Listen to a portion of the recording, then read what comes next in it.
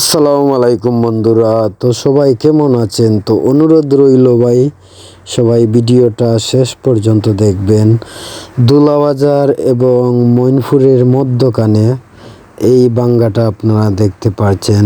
দক্ষিণ চাতকের আমরা মানুষ অনেক কষ্টে বসবাস করছি। আসলে ভিডিওটা দেখবা শেষ পর্যন্ত। মানুষ কত কষ্ট করে এই জায়গাটা পাস হয়। আজকে বহুদিন হয়ে যাচ্ছে এই বাঙ্গাটা, এখনো কাজ না। 2-3টা বছর ধরে ওলাখান ও জায়গাটাত পানি জমে থাকে আর গাড়ি যায়। ও দেখতে পারা রাস্তাত মাল ফেলাইছে টাকটাও গাড়ি আছে আর রাস্তাত কাজর আলহামদুলিল্লাহ।